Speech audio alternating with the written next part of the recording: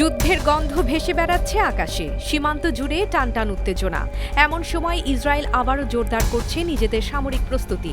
আকাশ থেকে নিক্ষেপযোগ্য উন্নত গোলাবারুদ কেনার জন্য $200 মিলিয়ন নতুন অর্ডার দিয়েছে দেশটির প্রতিরক্ষা মন্ত্রণালয়।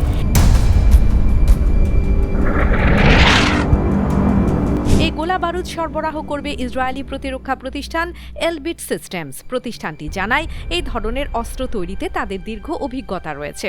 বহু বছর ধরে তারা প্রতিরক্ষা মন্ত্রণালয়ের সঙ্গে কাজ করছে।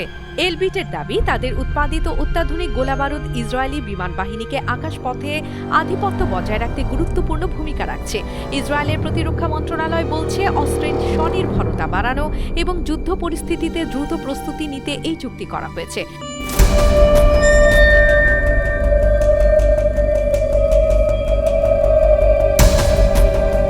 এদিকে মধ্যপ্রাচ্যের অস্থিরতার মাঝে নতুন কূটনৈতিক তৎপরতা। লেবানন ও ইসরায়েলের মধ্যে ওয়াশিংটন ডিসিতে শুরু হতে যাচ্ছে দ্বিতীয় দফার সরাসরি আলোচনা। উভয় পক্ষই বৈঠককে সামনে রেখে ইতিবাচক সুরে কথা বলছে। যুক্তরাষ্ট্রের মধ্যস্থতায় আয়োজিত এই সংলাপ কয়েক দশকের মধ্যে দুই দেশের প্রথম সরাসরি আলোচনা।